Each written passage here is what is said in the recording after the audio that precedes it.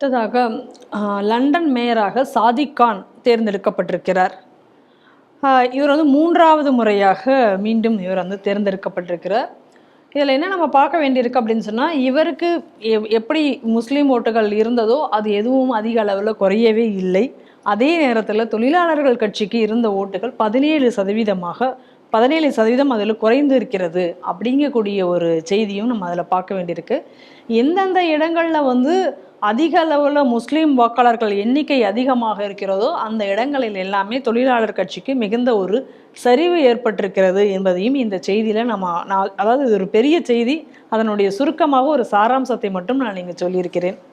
இந்தியாவில் நடக்கக்கூடிய இதே அரசியல் நிகழ்வு தான் அங்கே இங்கிலாந்துலேயே நடந்திருக்கு. இதில் எந்த ஒரு மாற்று கருத்தும் கிடையாது. உலகம் முழுக்க துலுக்கம் ஒரே மாதிரி தான் சிந்திக்கிறான் அப்படின்னு நம்ம பார்க்குறோம். எப்போ இங்கிலாண்டில் நடந்ததுங்கக்கூடியது உள்ளாட்சி தேர்தல். ஆமாம், நல்லா தெரிஞ்சுக்கணும். இது பார்லிமெண்ட் எலெக்ஷனில் நீங்கள் நேஷ்னல் இஷ்யூ வச்சு ஓட்டு போட போகிறதில்ல. நம்ம ஊரில் வார்டு எலெக்ஷன். ஆமாம், இதே மாதிரி நடந்த ஒரு வார்டு எலெக்ஷன்.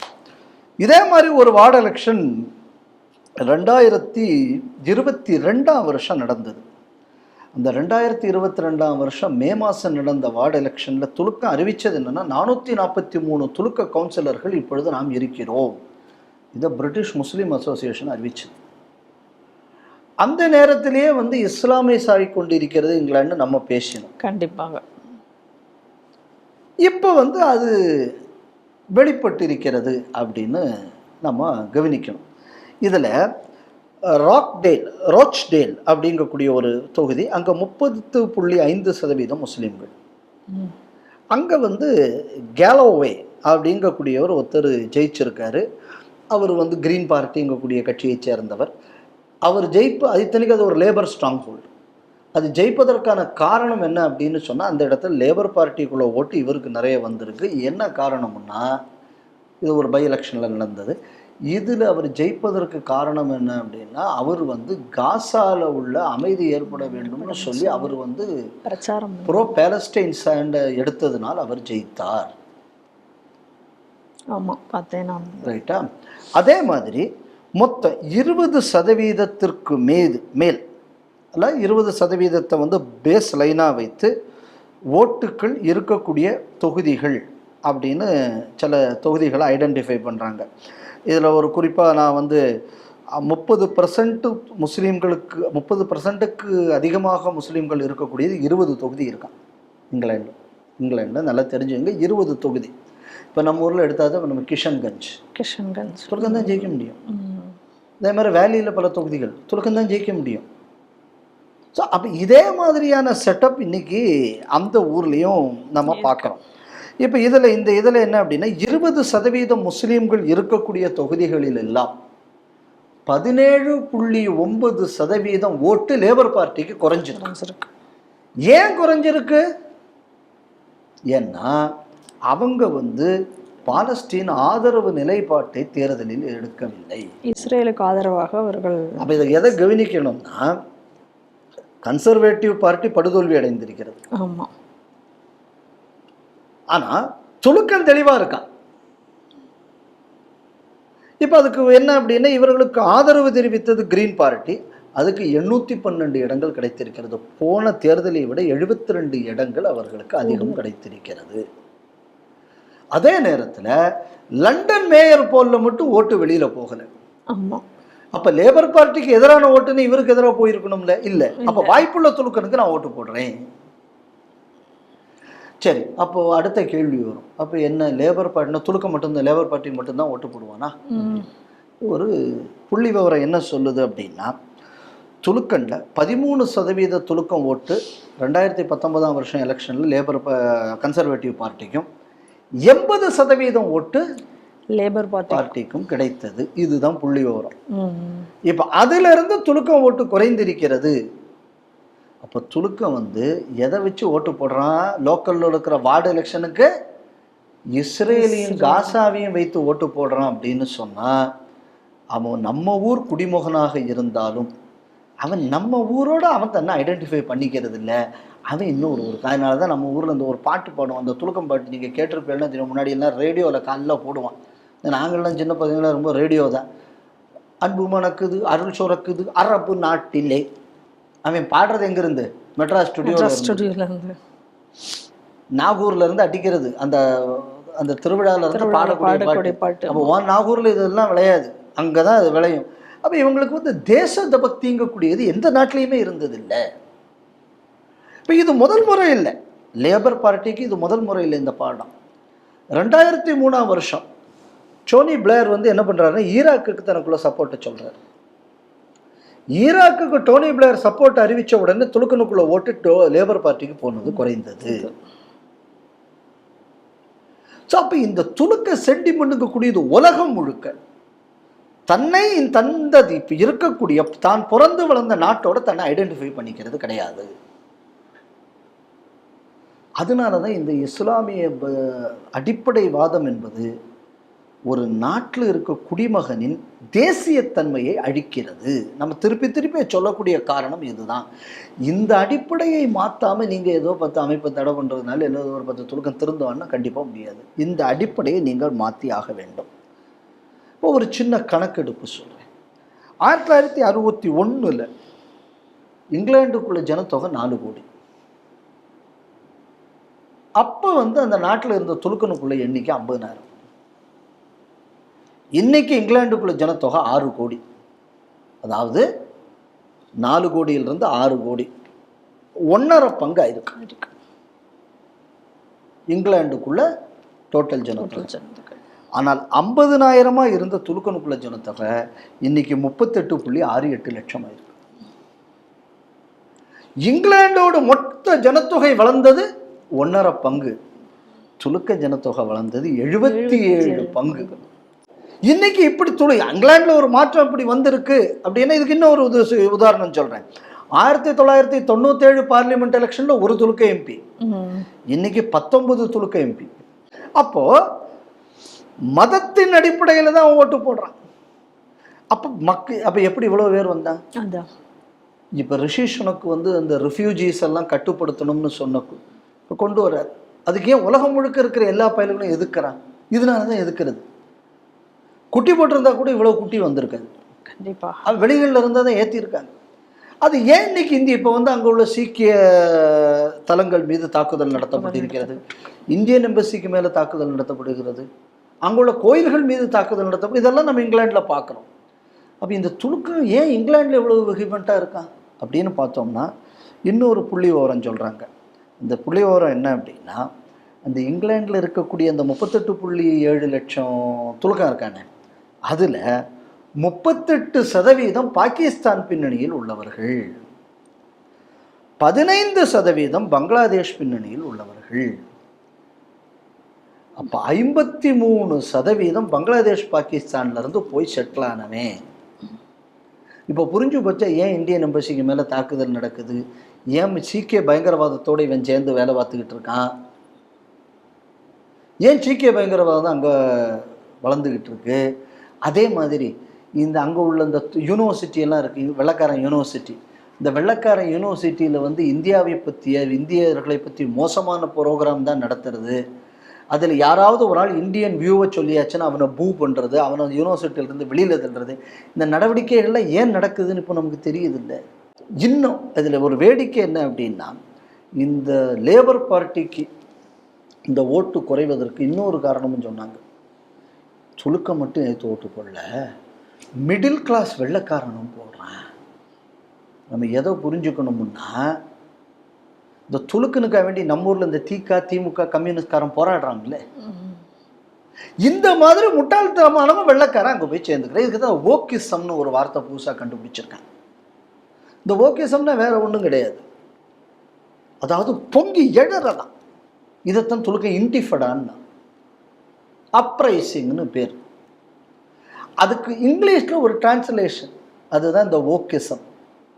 அப்போ இன்னைக்கு உலகம் முழுக்க எல்லாவனையும் போராட வைத்திருக்கிறது என்பது இந்த ஜிகாதின் அடிப்படை. இவனுக்கு யார் அடித்தளம் போட்டு கொடுக்குறான்னா கம்யூனிஸ்ட். இன்னும் கம்யூனிஸ்ட்னு சொல்லி புரட்சி பண்ண முடியாது, ஏன்னா அந்த சித்தாந்தத்தையே மக்கள் தூர அறிஞ்சிட்டான்.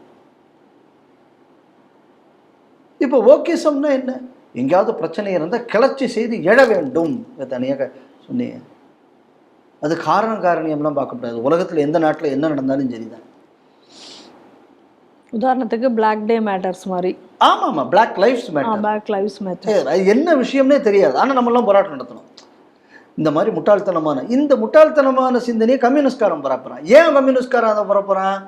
எல்லா இடத்துலையும் கலகம் நடந்தால் தான் அவனுக்கும் அவன் சித்தாந்தத்தை வச்சு வர முடியாது. இருக்கிற நாட்டெல்லாம் நீ நாசமாக்கி ஒழிச்சு விடு. இப்போ அதுக்கு சூப்பர் பிளெண்டு என்னன்னா இஸ்லாம். ஏன் அடிப்படைவாதம் இஸ்லாம் இதுக்கு சூப்பர் பிளெண்டு. ஸோ இது ரெண்டும் சேர்ந்து இன்னைக்கு உலகம் முழுக்க பிரச்சனையை ஏற்படுத்தி விடுகிறது. இன்னைக்கு இங்கிலாந்து நாடாளுமன்ற தேர்தலுக்குள்ள இந்த எதிரொலி இது. இன்னும் சொல்ல போயாச்சுன்னா ரிச்சர்ட் பார்க்கர்னு ஒருத்தர் வெஸ்ட் மிட்லண்ட்ஸில் அவர் கேண்டிடேட், லேபர் பார்ட்டி கேண்டிடேட்.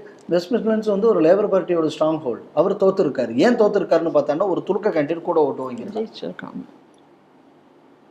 இப்போ லேபர் பார்ட்டியில் இப்போ பல எம்பிஸ் பேசிக்கிட்டு இருக்காங்க, நம்ம துலுக்க ஓட்டை மீண்டும் பெறுவதற்கு நம்ம உடனடியாக இமாலய பிரயத்தனத்தை தொடங்க வேண்டும். அப்போ என்ன அர்த்தம்? அவன் காலில் விழுந்து அவன் எனக்கு ஓட்டு போடுறதுக்கு அவனுக்கு என்ன சலுகை உண்டோ அதை நான் செய்து கொடுக்க வேண்டும். வந்துருச்சா? நீங்கள் இதை எதோட கம்பேர் பண்ணணும்? வெடிகுண்டு வைப்பேன், அதை நீ சிலிண்டர்னு சொல்லணும். ஹிந்து அமைப்பை சேர்ந்தவர்களை வெட்டுவேன், அதுக்கு டிஜிபியை கொண்டு அறிக்கை விட சொல்லணும். என்ன அறிக்கை விட சொல்லணும்? கொடுக்கல் வாங்கல் பிரச்சனை, பொம்பளை பிரச்சனை. ஏன்னா அப்பதான் அவன் மனசு அப்படி ஆறுமா. எப்படி அதே இந்தியாவில் என்ன நடந்து தமிழகம் என்று சுடுகாடாச்சோ இன்னைக்கு அதே மாதிரி தான் இங்கிலாந்து சுடுகாடாகி கொண்டிருக்கிறது. இங்கிலாந்து மட்டுமில்லை, பல யூரோப்பிய நாடுகள் சுடுகாடாகி கொண்டிருக்கிறது. அமெரிக்காவும் லிஸ்ட்டில் லேட்டஸ்ட்டாக சேர்ந்துச்சு. அம்புட்டு யூனிவர்சிட்டிலையும் பிரச்சனை. ஆமாம், அதில் ஏதோ ஒரு யூனிவர்சிட்டியில் அவன் 10 டிமாண்ட் வச்சானான், அதில் 8 இவங்க ஏற்றுக்கிட்டானான். எதுடா ஏற்றுக்காத டிமாண்டு? இஸ்ரேல் கம்பெனியோட உள்ள தொடர்பு, அதை மட்டும் ஏற்றுக்க மாட்டேன்ட்டானா. அதில் ஒரு டிமாண்ட் என்ன தெரியுமா? அந்த காலேஜில் காஷ்மீர் தனிக்கொடியை ஏற்றுவதற்கு உள்ள உரிமை இருக்கணும். அதை ஏற்றுக்கிட்டு இருக்காங்க அமெரிக்காவில் ஒரு இது. இப்போ இந்தியாவோட உள்நாட்டு விஷயத்தில் தலையிடுறது அமெரிக்கா நம்ம இப்போ சொல்லணும்ல. கண்டிப்பாக. இப்போ என்ன ஒன்று நியாயத்துக்கு ஜெய்சங்கர் ஒரு அறிக்கை ஒன்று, India is even considering imposing sanctions on அமெரிக்கான்னு. நான் அப்படி தான் நான் அறிவிக்கிறேன். ஆமாம். அப்போ இந்த தேர்தல் முடிவு இன்றைக்கி இங்கிலாண்டில் லோக்கல் பாடியில் வந்திருக்கு. லோக்கல் பாடி எலெக்ஷன்ஸில் லோக்கல் இஷ்யூ இல்லை. துலுக்கம் சொன்னது காசா தான் அவனை பொறுத்தளவில் இஷ்யூ. இப்போ நான் ஒரு கேள்வி கேட்குறேன், நம்ம ஊரில் துலுக்கம் பயங்கரவாதத்தின் காரணம் என்ன? படிப்பில்லை, வேலை இல்லை, வறுமை. இதனால தான் பயங்கரவாதம் வருகிறது. ஏன்டா அதனால வரலையேடா. ஏன்னா வேலையின்மை, சாப்பாடு, ரோடு சரியாக இருக்கா பார்க்கணும், உள்ளாட்சி நிர்வாகத்துக்குள்ள இதில். அப்போ நீ அந்த இஷ்யூலேயே ஓட்டு போடலையே. நீ ஓட்டு போட்ட இஷ்யூ சர்வதேச இஸ்லாமிய இஷ்யூக்கு தானே நீ ஓட்டு போட்டிருக்க. அப்போ சர்வதேச பயங்கரவாதமும் அந்த இஷ்யூவில் தானே வரணும். அது இந்த மாதிரியான அடிப்படையில் வருவதற்கு வாய்ப்பே இல்லையே. அப்போ ஒரு சாதாரண ஒரு வார்டு எலெக்ஷனுக்கு வர துலுக்கனாக துலுக்கு அடிப்படைவாதத்தை மையமாக வைத்துத்தான் தேர்தலிலே அவன் அதை இஷ்யூ ஆக்குறான் அப்படின்னு சொன்னான். இந்த அடிப்படைவாதம் என்பது எப்படி மனித சமுதாயத்தை அழிக்கிறது என்பதற்கு இது ஒரு உதாரணம். அப்புறம் ரெஃப்யூஜியை பற்றி பேசப்பட்ட இடையில கூட இந்த பேர்ன ஜோய் பைடன் ஏதோ கொஞ்சம் அதிபுட்சாலின்னு தன்னை நினச்சிக்கிட்டு இந்தியா ஜப்பான்லாம் செனோஃபோபியா பிடிச்ச நாங்கள் அப்படி கிடையாது, நாங்கள் யாரை வேணுமென்றாலும் ஏற்றுக்கிறோம், நாங்கள் லேண்ட் ஆஃப் இமிக்ரன்ஸ். 50,000 பாப்புலேஷன் இருக்கும் வர உனக்கு ஒரு பிரச்சனையும் இல்லை. நான் லண்டனில் ஆனாலும் பர்மிங்ஹாம்னாலும் நான் எங்கே வேணாலும் போயிட்டு வரலாம். இன்றைக்கி பல இடத்துல போக முடியலையே. பல இடத்துல வெள்ளைக்காரனே சொல்லிக்கிட்டு இருக்கான், ஐயா எங்கள் பெண்களுக்கு என்று பாதுகாப்பு இல்லை. இன்றைக்கி இங்கிலாந்து அப்படி ஆயிருக்கு. 50,000 இருக்கும்போது பிரச்சனை இல்லை, 38.7 லட்சம் வந்த உடனே இன்றைக்கி இந்த பிரச்சனையெல்லாம் வந்துக்கிட்டு இருக்கு.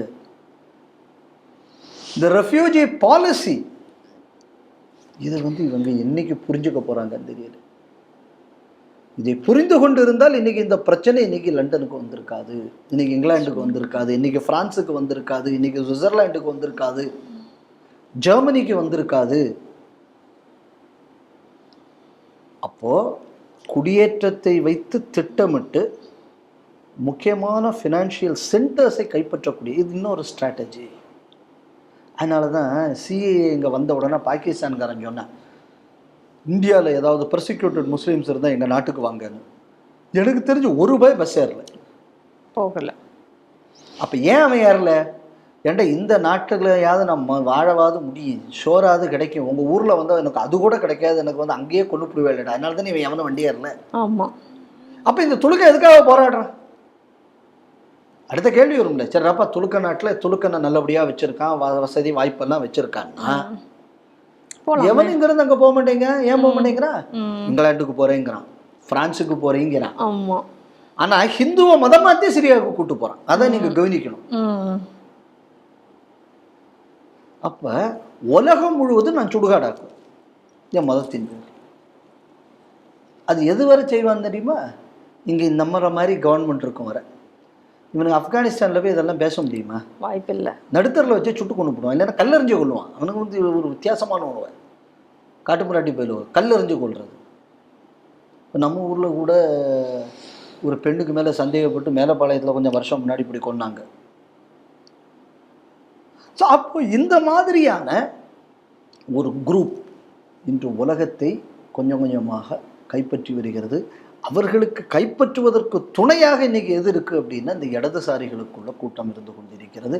லேபர் பார்ட்டி இடதுசாரி சித்தாந்தம் கொண்டது. அமெரிக்காவில் நீங்கள் பார்த்தீங்கன்னா டெமோக்ராட்ஸு. அப்போ எங்கெங்கெல்லாம் இந்த இடதுசாரி சித்தாந்தம் இருக்கக்கூடிய இடங்கள் இருக்கிறதோ அங்கெல்லாம் வந்து நீங்கள் பார்த்தீங்கன்னா இந்த பயங்கரவாதம் என்பது வலுவாகி கொண்டிருக்கிறது. அப்போது பண்பாட்டை ஒட்டிய சமுதாயத்தையும் அரசியலையும் பாரத நாடு பேணிகாக்க தவறினால் நம்ம நிலைமையும் அந்த மாதிரி ஆகிவிடும். அதனால தான் இன்னைக்கு வந்து இந்த ஓலாவோட சிஓ ஒரு ட்வீட் பண்ணியிருக்கார், நம்ம நாட்டு பண்பாட்டை ஒழுங்காக பின்பற்றுங்கடா, மேலை நாட்டு இதுக்கெல்லாம் போகாதீங்கடான்னு சொல்லியிருக்கார். இது எவ்வளவு ஆப்டுங்கக்கூடியதுக்கு இன்றைக்கி இங்கிலாண்டுக்குள்ள எலெக்ஷன் ரிசல்ட்ஸ் நம்ம பார்க்குறோம். நீங்கள் இந்த இங்கிலாண்டோடு ஒரு டிரான்சிஷன், இப்படி ஒவ்வொரு கட்சியும் பயங்கரவாதிகளை தாஜா செய்ய வேண்டும் என்ற ஒரு கட்டாய நிலைக்கு தள்ளப்பட்டிருக்கு அப்படின்னு சொன்னால், நம்ம நாட்டில் இவ்வளவு லிபரலாக இருக்கும். அதுவும் இன்னும் சொல்லப்போனால் இந்த நாட்டோட பிரதான எதிர்கட்சியே என்ன சொல்கிறாங்க, இந்த நாட்டோட டெவலப்மெண்ட்டோட முதல் ஷேரே துலுக்கணுக்குங்கிறாங்க. ஆமாம். கிட்டத்தட்ட அந்த காலத்து ஜின்னாவின் அறிக்கையை தேர்தல் அறிக்கையாக வச்சுருக்கு காங்கிரஸ் கட்சி. அப்போது இந்த கட்சிகளெல்லாம் ஜெயிச்சாச்சுன்னா நம்ம நாடு என்ன ஆகும் என்பதை நம்ம கொஞ்சமாவது கவலை பண்ணாது. அது இது ஏதோ இங்கிலாண்டுக்குள்ள ரிசல்ட்டுங்கிறத பார்க்கக்கூடாது. இங்கிலாண்டில் என்னென்னலாம் நடந்ததோ இப்போ நடந்து கொண்டு இருக்கிறதோ இதே தானே நம்ம நாட்டிலையும் நடந்துக்கிட்டு இருக்கு. நிச்சயமாக. ஓட்டு கேட்குற கட்சியும் இங்கிலாண்டில் இருக்கிற கட்சியை மாதிரி தான் இருக்கேன். அங்கே உள்ள துலுக்கும் பிஹேவியரையும் நம்ம ஊர் துலுக்கும் பிஹேவியராக தான் இருக்குது. அங்கேயும் அவனுக்குள்ள பாப்புலேஷன் எக்ஸ்பான்ஷன் நம்ம ஊர்லேயும் பாருங்கள். 1947 இந்தியாவில் இருந்த துலுக்கனோட சதவீதம் என்ன, இன்றைக்கி இருக்கக்கூடிய சதவீதம் என்ன, அன்னைக்கு பாகிஸ்தானில் இருந்த ஹிந்துக்கள் சதவீதம் என்ன, இன்றைக்கி இருக்க ஹிந்து சதவீதம் என்ன, கம்பேர் பண்ணி பாருங்கள். இது உலகம் முழுக்க ஒரே ஃபினோமினாவாக இருக்குது. இதை ஹிந்துக்கள் புரிந்து கொண்டு அவர்களை காத்து கொள்ள வேண்டும்னு நான் கேட்டுக்கிறேன்.